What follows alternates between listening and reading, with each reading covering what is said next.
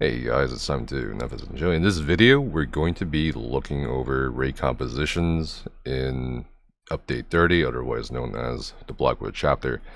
As always, watch the previous videos, or the first video, in regards to critically thinking for yourself how to make a raid composition. This video is not about what I want you to do, or what you should do, but what you should think about when making a raid composition. And raid compositions as of update 30 is both straightforward and a little complicated, and we'll go over every single thing, including support itemization, DPS itemization, and of course class organization. But generally the four big rules for raid compositions are these: comfort and safety. There's no real point to copying other groups if you can't do it, or if your group's not comfortable with it. What's best in slot or meta for one group is not best in slot or meta for another group. And of course, the second and biggest rule is damage. How to increase your group's damage, or how to preserve your group's damage in light of all the new support sets that have been coming out over the recent years. The third is class buffs, which is listed all here. And of course, the fourth rule is, what comes down to your strategy, what comes down to your group's needs and then desires in the form of skills and sets. Just a brief recap on the class buffs. We're going to see that Dragonite offers stagger through the Stone Giant skill, minor brutality, which is a slight boost to your weapon damage, engulfing flames, and igneous weapons. Igneous weapons more so for the potential Dragonite Tank's own engulfing flames value for boosting to 10% rather than 8 or 9%. And of course, to provide your major brutality and sorcery for the group if they're using heroism pods. For the Nightblades, they really only offer minor savagery in terms of class buffs. Necromancers obviously offer major vulnerability through their Colossus ultimate, and they also have Empower through Empowering Grasps. Templar has minor sorcery cast from Dawn's Wrath. They also have a source of minor fracture and breach through Power to Light. We also do see that Wardens give minor toughness, 10% additional boost to your max health, which can be important for certain things like trifecta runs. Major resolve through their armor skill that applies to everybody in the group. They also do have secondary sources of minor vulnerability through Fester Swarm. They are also, alongside Necromancers, a good candidate to provide minor brittle, which we'll be talking about here shortly. Sorcerers offer minor prophecy through dark magic casts. They also do offer, if you're a Stam Sorc or a Sorcerer support, Crystal Weapon, which gives an additional 1000 penetration on target to your groups. As for minor brittle, as I said, Warden and Necromancers are fine for it. However, I think for a lot of groups, it's going to be a tough decision to decide, who will minor brittle. And we'll actually talk about that when we also talk about player load, because this has been coming up a lot in the ESOU Discord and also from a lot of questions people ask me. But other than that, let's also talk about the big elephant in the room. Is stamina back in terms of raid compositions? And as has been with the past several patches, stamina comps have suffered, not in terms of damage really, or even like desire, because plenty of people out there want to stam comps, want to raid in stam only groups, but in terms of organization, it is pretty hard compared to magic compositions. And people always ask me about this all the time, and I'll just go over the facts or reasons why stamina DPS aren't really desired. One, it's a little harder to organize for stamina raid compositions, as you'll see here for the example comps. Second, it's the cleave difference has become even larger between Magic and Stam.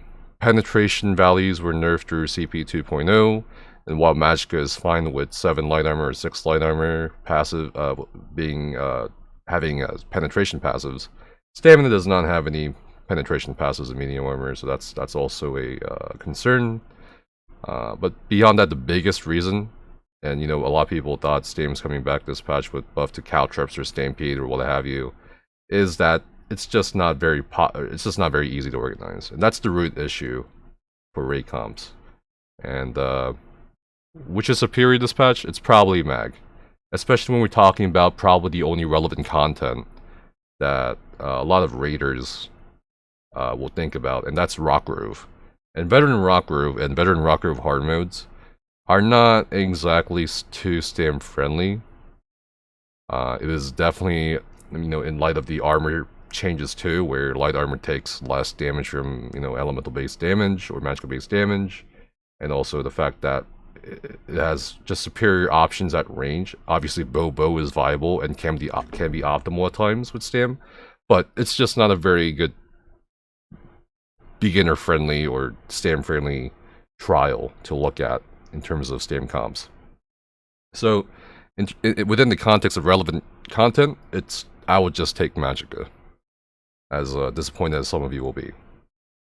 Of course, we also take note that off balance, it's still not there in the presence of champion points. I mean, we used to have a champion point passive where we did more damage to off-balance enemies, but that's still not there, even though they introduced Master at Arms and Weapons Expert back again.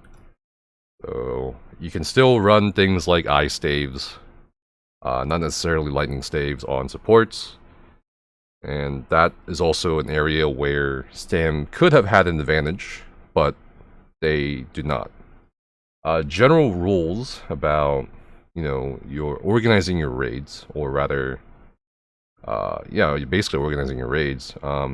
You typically want at least 3 horns, 3 colossi. It does vary depending on your boss fights and trash or content. And I think, you know, itemization after update 29 and update 28 have become more about the situations, even more so than just slapping on a set and going through the entire trial expecting that set to be consistent or good throughout every fight.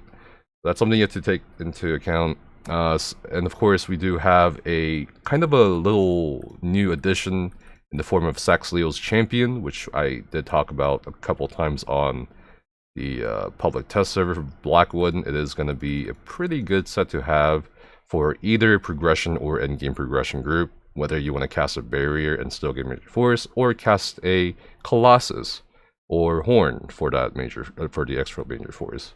So this is going to be a play for sure for both progression and endgame progression groups, and this can actually interfere, not in a bad way, with your Horn order or Colossi order, just as a heads up. Now I want to talk about player load here, because we talked about Minor Brittle. In deciding where Minor Brittle and a lot of these sets go, I've had a lot of people talk to me about, oh, my group wants me to do EC, Brittle, MK, and, you know, Zens all at the same time, whatever you want to do, and that's not good. A lot of people keep asking me the same question. Is it worth it for one DPS to take on as much as possible? Or is it good for one support to take on as much as possible? I don't think that's good. In terms of the DPS taking on as much as possible, like EC Brittle MK or EC Brittle Zen, that's just worse than putting EC on one person and MK on a different person, and vice versa. Your damage loss is just too much. It's just not gonna realistically be made up for it by that other person wearing a power set, I'm afraid. In terms of a support wearing as much as possible and doing as much as possible, sure, that is in essence, when we go back to the second rule, damage, that is in essence score pushing, but that's really dependent on the group and the content. I can't really speak much about that. But generally, you don't want to put too much on one player or one rule, if you can help it. But yeah, again, this is more for endgame progression. This isn't really for... This is trying to help you optimize for rating, not really... Oh, you know, run whatever you want. Just a side note. Now we're going to talk about itemization for supports and DPS. And the green means these supports can be ran by either a support DPS or a support role like a tank or a healer. For support itemization, we have Roaring Opportunist, Powerful Assault. Worm, Hurricanes, and Ebon, those are very not needed in an optimized group. If you can wear them, considering how tight the support item slots I've gotten in the past few patches, sure, but they're just not really needed. Alkosh, a lot of people are asking me about Alkosh. Is Alkosh back for Mag? Because, you know, Magicka DPS are now wearing Kilt, which is part of the DPS itemization now. I mean, generally, for a lot of the fights, not every fight, Kilt will be good. And Kilt for Magicka DPS is going to be 1 medium armor. So Kilt is medium. That's 6 light, 1 medium. You'll be several hundred, or I think 800 penetration below where you used to be if you were 1 medium with Kilt. But you don't really need Alkosh for boss fights still, because you know, for classes where, you know, they're not Magicka Nightblades or Magicka Necromancers, or where in cases they're not flanking, or in the case of the Magicka Nightblade for the flanking penetration passive, you can still wear something like Scoria One Piece instead of Slime Crawl One Piece for that extra penetration. So replacing a potential 5-piece set on the tank for a Matcom with Alkosh, that could be of additional benefit to the group, like an additional taking of a support DPS set like EC, or even, depending on the positioning in the fight, a Powerful Assault. I don't think it's worth it when DPS can just slap on another 1 piece. In terms of Yonakrin, that's still solid. I mean, that's absolutely needed. Tremor Scale, that's more for Stam comps. Incratus, also needed to optimize your Magicka DPS group. Symphony, still a very good sustain option. Alluring Main SPC, Major Courage is right there. Defiled Dragon War for trash. And I'll talk about Hollow Fang versus Stone Talker. Post update 30, Hollow Fang took a nerf, and Stone Talker is Stone Talker is just legit basically the best sustain set right now.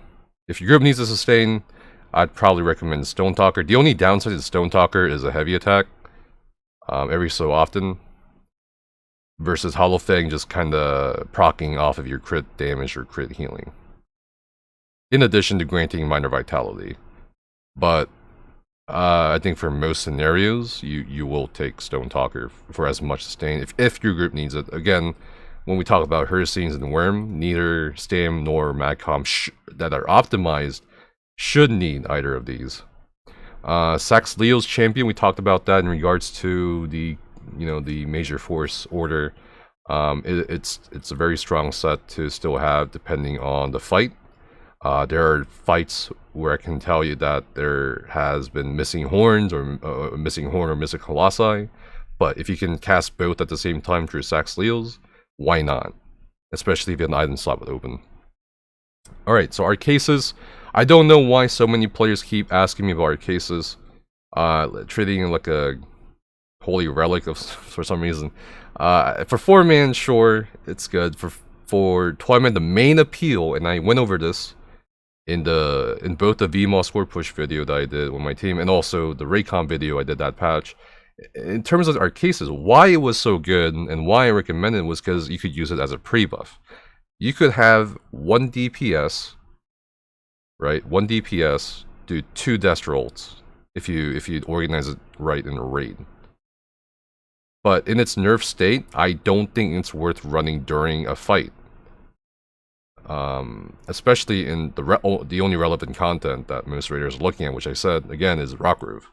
Drake's Rush, it's a nice option, but again, it's going to be situational. It's not going to be everywhere. But people are treating both of these sets as, oh, I should run this on my tank everywhere.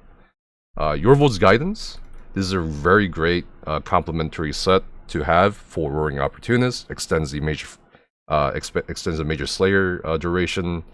A lot of people also ask, what about Sax Leo's and Yorvold's? I think that's kind of pushing it a little bit. I think you should just be happy with the burst of Sax Leo's alone. If you try to combine Sax Leo's and Yorvold's, that's going to make the supports just a little tighter. It's like, for example, if you're going to do Sax Leo and Yorvold's on one healer, what's the other healer going to run? RO SPC? You could try to shuffle those sets around between another tank and another healer, but it's just going to complicate things a bit too unnecessarily, in my opinion. But if that's what you want to do, again, this isn't me saying you shouldn't do it, or you should do it. This is just me kind of saying we should probably think about this. Banies and Vicosa, you know, like Cowardice, Maim, both are pretty solid sets to have. The Vicosa is a monster set. Banies is a strong 5-piece set that offers major maim. That's something to consider for prog groups, for sure. And for fights where you want to play a little safer. And a lot of tanks have been asking me about Mistform, why the sudden fascination with Mistform. It's not a big secret or anything on the public test server and now on live for Blackwood. Tanks can only really consistently, I say consistently because it's not impossible to do it without Mistform, but consistently execute whatever strategy they're doing on boss 2 hard mode in Rock Roof. That's really it. So, and there's been a lot of debate about this, whether they should, why they designed the fight like this, or why they shouldn't have, but it is what it is, whatever. DPS itemization, it's going to be Martial Knowledge, Elemental Catalyst, Zen's Redress, Morok Tongue for Stam, Master Architect, War Machine. Again, it can be both.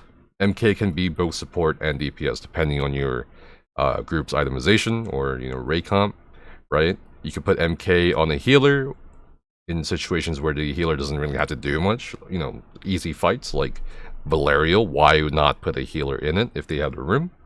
Same thing for Elemental Catalyst. I mean, it was buffed for this patch. If you have the room for it on the tank or healer, why not? Morog, same thing. You can put it on the Stam DPS or a off tank or something. And Master Architect War Machine, this is more situational. We'll talk about when we get to VAS hard mode. Other than that, we do have additional DPS sets, including newer sets like Diamond's Victory, which I made a video on recently. We also have the Mythic Kilt, which a lot of you guys wanted to kill yourselves over by camping a node for 24 hours straight in Shadowfen. And we still have the old sets like False God, Sorrow, BSW with Acuity with Boss Aid or Diamond's Victory or whatever. Frostbite is a new overland set from Blackwood. It's actually a pretty decent set, especially for Magdans, and who also are going to try to keep up Minor Brittle. But again, we'll talk about that in a bit when we talk about optimizing comp for damage. Because the question of Minor Brittle going on, whether it's a support or a DPS, will definitely, I think, depend on how experienced your group is, or rather your support is. With Minor Brittle, or how the fight is, or how you want to simplify things for specific fights or trials. So that's something to consider as well. General trait, Bloodthirsty for DPS, for healers, tanks, dependent on situations, Infused, Arcane, Healthy, Triune, whatever. There is a health and max magic difference between Artaeum Pickled Fish Bowl and Blue Biostat Food. What is it? It's like 19 health and 2 max magic. You can just go with blue food unless you want to absolutely min-max the stats. But anyway, Sustained Food, Parse Food, Ghastly Eyeball, or Clockwork Citrus are both good.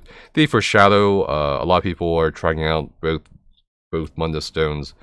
In raid for most classes, it will be Shadow, depending on crit rating.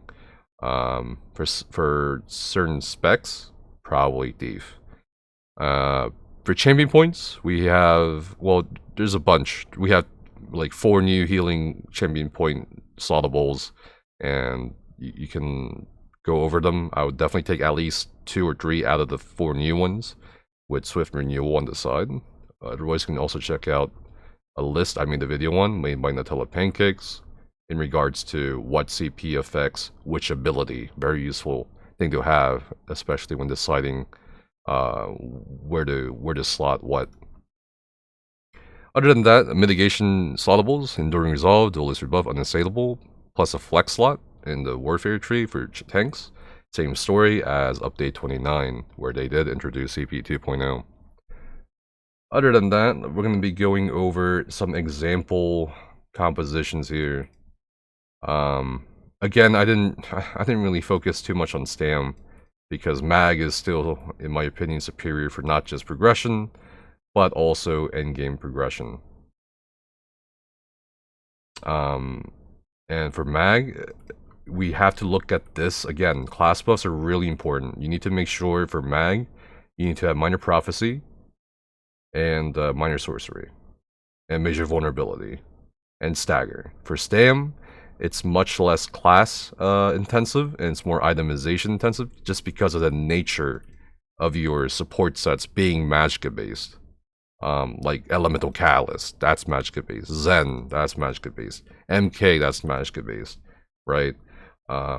So Stam, that's another part of the reason why Stam is a bit more complicated, because who's going to wear that? And that's why a lot of people think, you know, hybrid comms could be a thing, but it's just going to be a little weaker than Mag, regardless of which route you take. But for Mag,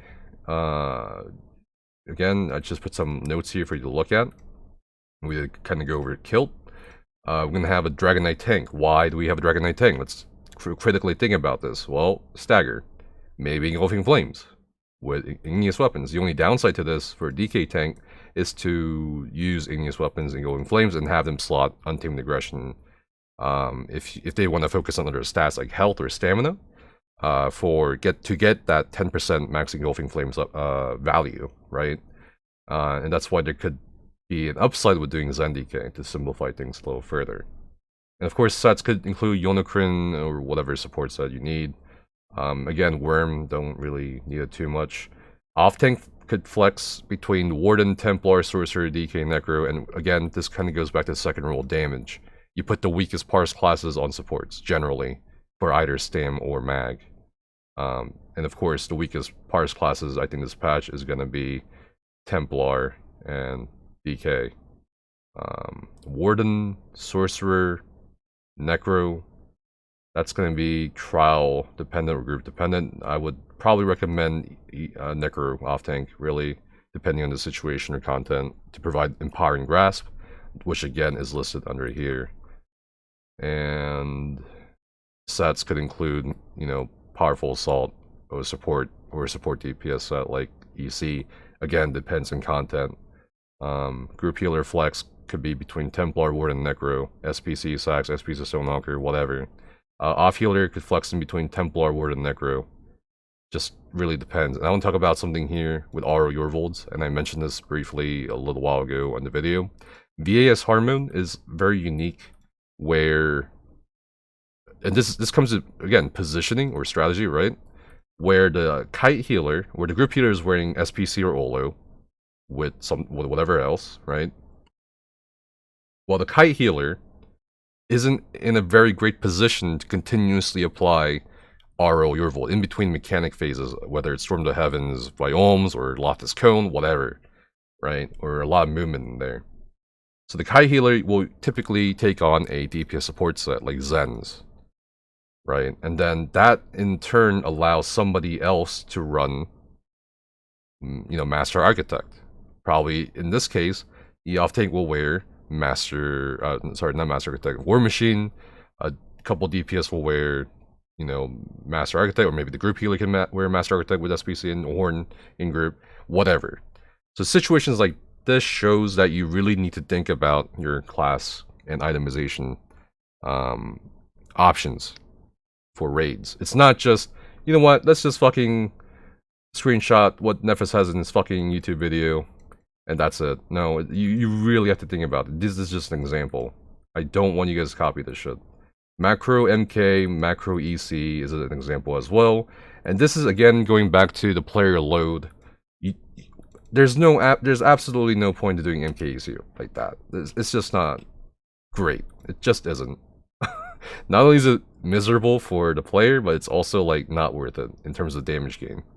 If there even is a damage gain. And a lot of people ask me about Zen, you know, why do people do Zen Magicka Necromancers? Or Zen Magicka Wardens? Well, there's no rule book saying, you know what, the Zen Redress user must be a Magicka DK. It's just, so it happens that the Zen Mag DK toolkit, or the Dragonite toolkit, in terms of skills, is really, really compatible with Zen. That's why a lot of people started doing Zen DK, right? But people also forgot that healers were doing Zen, regardless of class.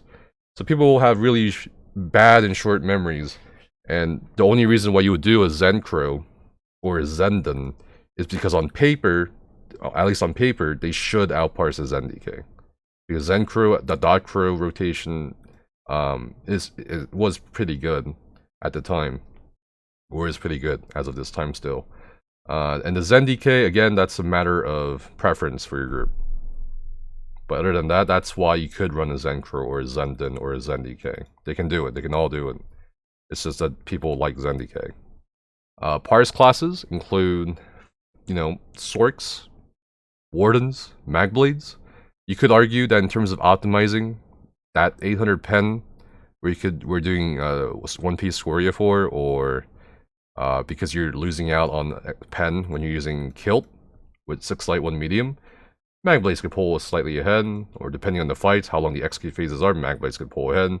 But I've seen pretty similar numbers to Magblades this patch and on PTS from Magdens and Max Sorks as well.